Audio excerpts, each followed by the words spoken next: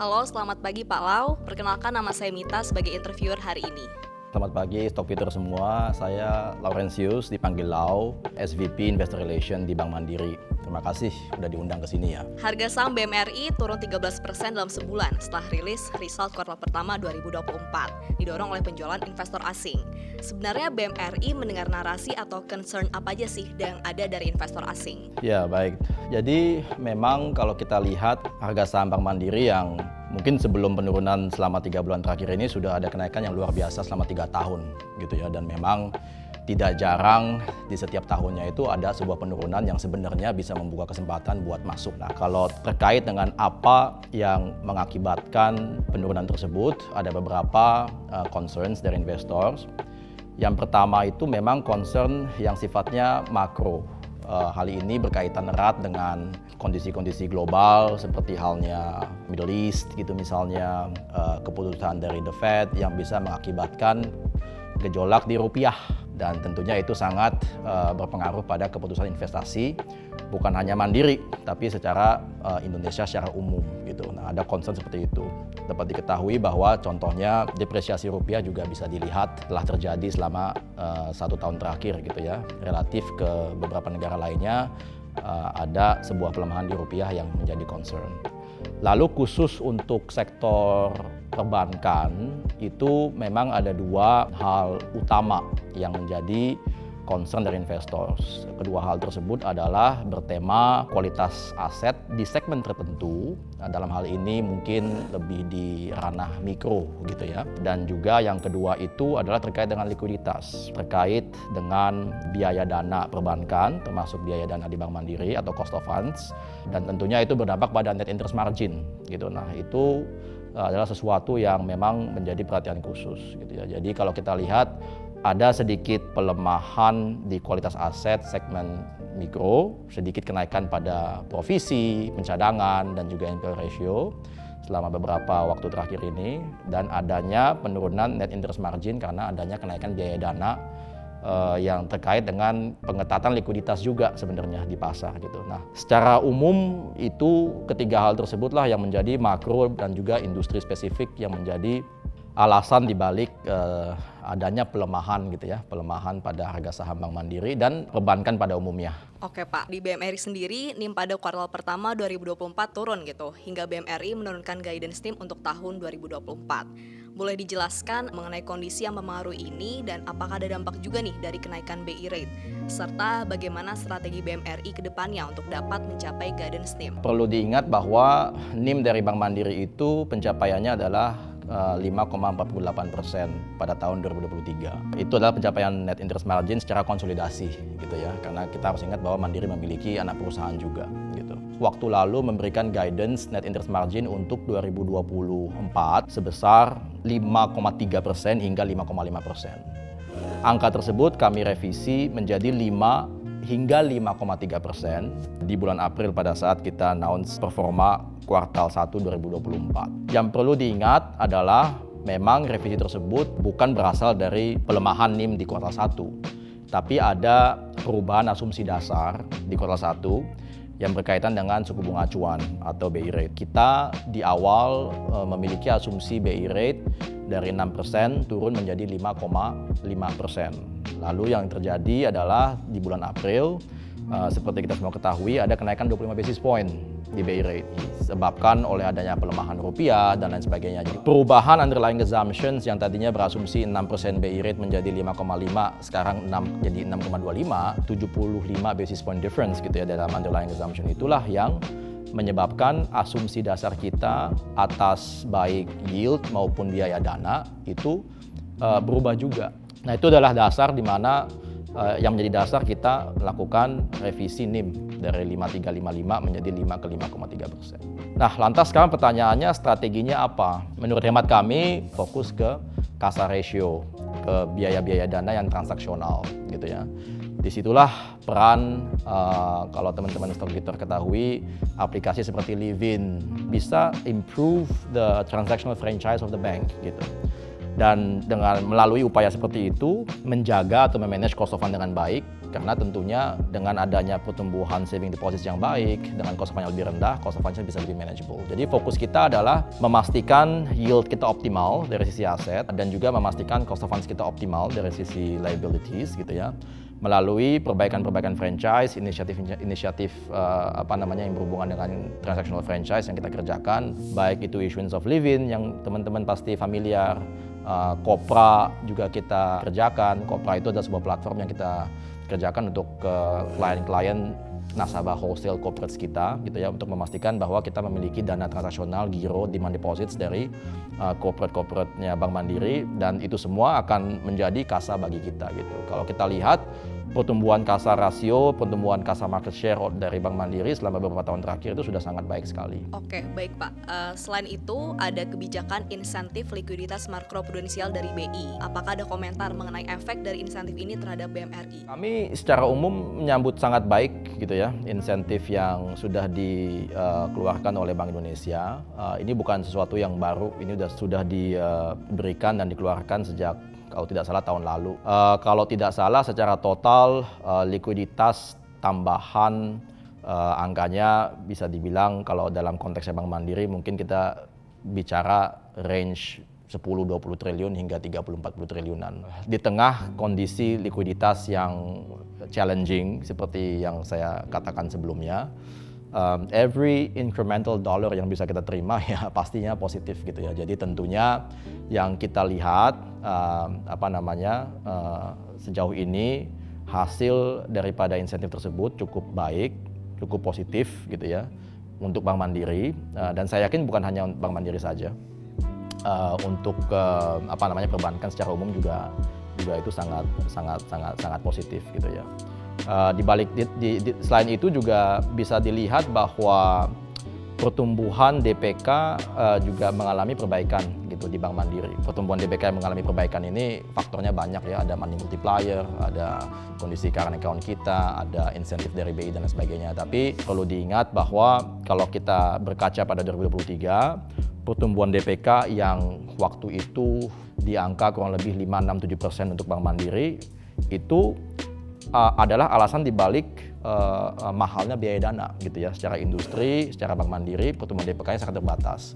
Kalau kita berkaca pada bulan April, pertumbuhan DPK kita sudah di angka 13-15%. Nah itu juga adalah sebuah kabar yang sangat baik gitu ya, di mana pertumbuhan DPK yang lebih baik tentunya akan mengurangi tekanan pada biaya dana atau kompetisi biaya dana di industri perbankan, baik untuk Mandiri dan bank-bank lain pada umumnya. Oke, dari BMRI sendiri kami melihat bahwa NPL rasio turun dan cost of credit juga masih di rentang guidance untuk tahun 2024. Namun kami juga melihat terjadi kenaikan di special mention loan. Selain itu kami melihat kenaikan NPL dan COC di segmen consumer, SME, dan mikro. Bisa dijelaskan Pak mengenai kondisi aset quality di BMRI ini? Aset quality itu adalah sesuatu yang saya rasa di Bank Mandiri adalah sebuah prioritas gitu ya. Bagaimanapun juga sebagai bank memastikan bahwa uang yang dipinjamkan kembali itu adalah sesuatu yang memang perlu kita jaga. Oleh karenanya kita sudah melakukan banyak improvement dalam hal underwriting standard dan lain sebagainya. Kalau kita lihat terkait dengan pertanyaannya Mita on asset quality special mention, kenaikan yang dimaksud itu mungkin adalah kenaikan yang terjadi dari kuartal 4 yang kurang lebih sekitar 3%-an menjadi 4% kecil gitu ya di kuartal 1. Nah, perlu diingat bahwa special mention itu kalau kita lihatnya sangat short term, kuartal demi kuartal dan lain sebagainya, ada banyak faktor-faktor seasonality yang terjadi. Kalau kita perhatikan Bank Mandiri secara long term, secara struktural, sebenarnya level 4% special mention yang sedikit naik dibandingkan dengan kuartal sebelumnya, itu jauh lebih rendah dari rata-rata 5% 5-6 tahun terakhir untuk di Bank Mandiri gitu. Jadi konteks structural improvement di Mandiri di special mention itu sudah terlihat gitu ya. Nah, terkait dengan NPL ratio dan cost of credit dan lain sebagainya, kalau kita lihat blended itu sebenarnya semuanya itu ada improvement gitu. Cost of credit kita improve secara historis yang di atas 1,5%, 2%-an. Hari ini sudah di 1,2%-an range-nya gitu ya. Loans at risk kita hari ini di level 8%-an yang bahkan sudah di bawah pre-COVID level. Di mana penurunan loans at risk itu didukung dengan adanya penurunan NPL ratio secara blended, special mention secara blended, dan restructuring loan secara blended. Nah, Tapi memang saya katakan blended karena kita sebagian besar dari pinjaman kita itu adalah korporasi, dan korporasi kita itu sangat sehat sekali kualitasnya. Nah, memang seperti yang saya katakan di awal tadi terkait dengan concern investor yang di particular segment, yakni mikro, di situ kita melihat ada sedikit deteriorasi gitu ya pada asset quality-nya gitu, baik NPL formation, baik special mention yang sedikit naik, NPL ratio yang sedikit naik, khusus di segmen tersebut gitu. Jadi tadi pertanyaan Mita terkait dengan kenaikan-kenaikan di retail, sebenarnya retail itu ada banyak. Ada retail SME, small medium enterprise, ada retail mikro, mikronya pun juga ada yang subsidized micro, KUR, dan juga yang micro yang non-subsidized. Pada saat kita lihat retail, kenaikannya tersebut itu memang khusus di segmen micro. SME kita baik, tapi yang perlu diingat itu adalah bahwa memang Bank Mandiri tidak melihat kenaikan atau deteriorasi yang terjadi di mikro ini sebagai hal baru.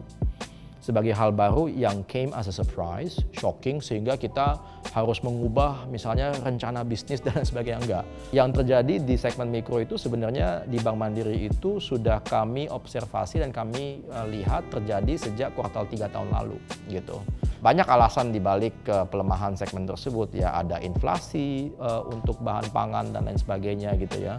Sehingga dengan kata lain, sejak akhir tahun lalu dan awal tahun ini kami sudah sebenarnya bersiap-siap atau lebih tepatnya melakukan preemptive action gitu atas segmen tersebut gitu. Tapi secara blended karena memang segmen mikro itu di Bank Mandiri itu hanya sekitar 6%-an dari total bade pinjaman kita. Sedangkan yang lebih besar, yang paling besar itu adalah korporasi, ada juga SME, ada juga consumer yang aman gitu. Sehingga blendednya bisa juga turun gitu. Mengenai pertumbuhan kredit nih, BMRI pada kuartal pertama 2024 mencatatkan loan growth sebesar 19,1% year on year, jauh di atas industri dan guidance 2024. Meski begitu, BMRI masih maintain target loan growth untuk FY 2024 di 13-15%. Bisa dijelaskan Pak, driver dari pertumbuhan kredit di kuartal pertama 2024 ini dari sektor atau jenis loan apa? Ada target segmen pendorong loan growth hingga akhir 2024 nggak Pak? Ya, jadi memang kalau kita perhatikan betul gitu ya adanya bahwa Bank Mandiri ini membukukan pertumbuhan kredit yang sangat kuat gitu. Perlu diingat juga bahwa pertumbuhan kredit yang kuat itu didorong oleh segmen korporasi kami. Indonesia kan memiliki banyak bank ya, tidak banyak bank korporasi besar di negara ini gitu ya kan. Ya yang besar ya ada Bank Mandiri, ada beberapa bank lainnya, tapi there's not many of them gitu. Jadi kalau dilihat dari pertumbuhan kreditnya Bank Mandiri yang secara blended adalah 19%, itu ditopang oleh korporasi yang tumbuhnya itu di atas 20%. Di lain sisi, retail kami tumbuhnya itu 10-11%. Jadi kalau Bank Mandiri ini dibelah jadi dua, retailnya itu pertumbuhannya sebaik bank-bank lainnya, sebaik industri yang pada umumnya retail gitu. Kebetulan Bank Mandiri itu adalah sebuah bank yang memang fokusnya dan DNA-nya itu adalah korporasi. Kebetulan atau tidak kebetulan saya nggak tahu ya, tapi di awal tahun ini segmen yang sedang kuat adalah segmen korporasi gitu. Jadi kami ya diuntungkan dengan kondisi ini, di mana permintaan kredit itu jauh lebih kuat di sisi korporasi dan retailnya masih baik sih di angka 10, 11, 12%. Tapi memang kuatnya di korporasi dan Bank Mandiri adalah bank korporasi. Nah, oleh karenanya Bank Mandiri yang paling diuntungkan dari sisi pertumbuhan kredit yang mencapai 19%, ditopang oleh korporasi yang pertumbuhannya di atas 20%. Ini juga sebenarnya strategi yang cocok sekali dengan situasi hari ini gitu ya. Tadi kalau kita bahas mengenai asset quality di awal di pertanyaan sebelumnya, pelemahan yang terjadi adalah di segmen yang retail lebihnya gitu ya, bukan di segmen korporasi untuk industri secara umum. Jadi bertumbuh lebih ke korporasi itu juga sesuatu yang masuk akal. Ada beberapa sektor di mana kita bertumbuh. Di korporasi ada CPO, ada juga sektor mining, ada juga FMCG.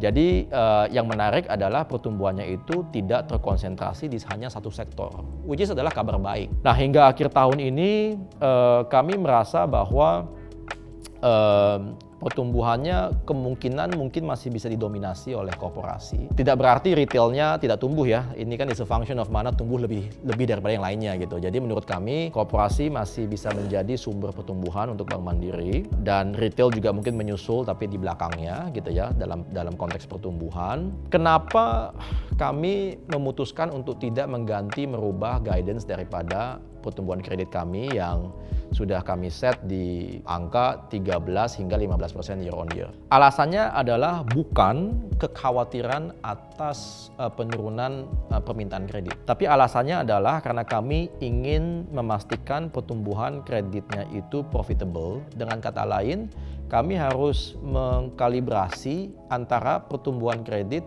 dan juga kemampuan DPK-nya untuk catch up dan menopang pertumbuhan kredit tersebut. Oke Pak, menurut BMRI, matriks apa yang bisa dilihat atau dipakai baik investor institusi dan investor asing untuk menentukan apakah harga BMRI sudah murah atau belum? Murah itu adalah bahasa harga gitu ya. Untuk bank itu price to book value. Dan kalau kita lihat matriks yang menyimpulkan semua yang dikerjakan oleh sebuah bank, pada akhirnya itu adalah berapa return yang Anda dapatkan atas setiap aset yang Anda tumbuhkan gitu kan, kurang lebih gitu. Dengan kata lain ROA, Return on Assets. Untuk kepentingan investor tentunya lebih mengerucut ke the equity gitu ya. Jadi ROE, Return on Equity. Nah, kalau kita perhatikan hari ini Bank Mandiri itu baik secara historis dan secara relatif gitu ya, tanpa menyebut bank-bank lain gitu. ROE kita sudah sangat baik gitu. From a long term average ROE of around 15%, 16%, 17% gitu. Hari ini ROE dari Bank Mandiri itu sudah menyentuh angka 20%, bahkan ada waktu yang dimana sedikit turun, ada waktu sedikit naik, tapi on average kita hitting 20%-an. At the peak kita 22-23%-an ya, tahun lalu. Dan itu bukan hanya lebih tinggi, lebih baik daripada historisnya Bank Mandiri sendiri, tapi ada beberapa rekod yang terjadi gitu. Artinya ROE tersebut adalah ROE yang sama dengan yang lainnya atau bahkan lebih tinggi dari bank-bank lainnya gitu ya.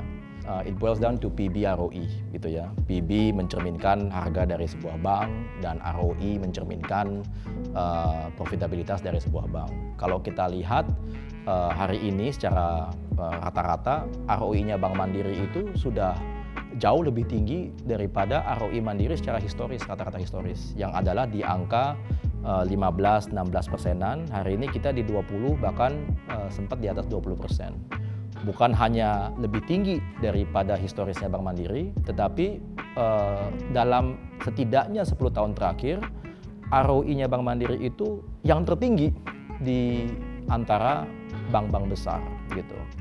Di lain sisi kalau kita perhatikan dari sisi valuasi 2,3, 2,2 kali price to book, saya rasa itu adalah sebuah multiple price to book yang belum secara optimal merefleksikan perbaikan daripada ROE tersebut. Saya yakin teman-teman stockbiter tahu persis bahwa ada beberapa bank yang mungkin PB-nya jauh di atas 2,3, 2,2 kali price to book. Nah, menurut hemat kami ini memberikan peluang gitu ya dalam hal berinvestasi, di mana bila mana kita percaya bahwa ROE dari Bank Mandiri ini bisa termaintain dan bisa berkelanjutan, saya rasa price to book juga bisa naik dan mengalami re-rating on the price to book valuation. Jadi kembali ke pertanyaan terkait dengan harga, bagaimana kita mengakses, boils down to a very basic looking at the price to book multiple dan juga the return on equity. Pertanyaan terakhir nih Pak, ada closing statement untuk investor yang saat ini memperhatikan saham BMRI. Ada matriks apa aja yang dapat kita pantau untuk melihat apakah strategi manajemen berhasil? Kalau kita perhatikan pencapaian Mandiri selama beberapa tahun terakhir, itu banyak yang bersifat hitting record high. Saya bisa mulai dengan CASA ratio Bank Mandiri yang secara rata-rata historis itu di angka 65%-an, 63%-an. Hari ini kita mendekati angka 80%. cost to income ratio kami yang secara rata-rata itu di 40-45%-an, hari ini kita di angka kurang lebih 35%-an, 34%-an untuk bank only. Return on assets yang juga jauh lebih tinggi daripada rata-rata historis, secara bank only kita di angka atas 3%. Dan return on equity yang tadi juga saya sudah sebutkan dari rata-rata historis kurang lebih sekitar 15-16% menjadi sekitar 20%-an hari ini gitu. Dan itu semua adalah hasil daripada sebuah perubahan yang sifatnya memang transformasional. Dalam rangka melihat keberhasilannya, saya rasa kita tidak perlu jauh-jauh gitu ya melihat ke angka-angka lain. Ada basic numbers on bank seperti ROE, cost income tadi yang saya sebut, CASA ratio, return on assets, NPL ratio hari ini, loans at risk kita, cost of credit kita yang pada akhirnya tercermin juga di profit kita. Itu saya rasa adalah cerminan yang sangat yang dapat dilihat oleh teman-teman semua terkait dengan seberapa sukses manajemen Bank Mandiri selama beberapa tahun terakhir untuk melakukan perubahan yang sangat maksimal, structural change di bank ini yang kami harapkan bisa menavigate siklus-siklus ekonomi ke depannya gitu ya. Terima kasih Stockbit dan Stockbiter semua yang udah nonton. Thank you.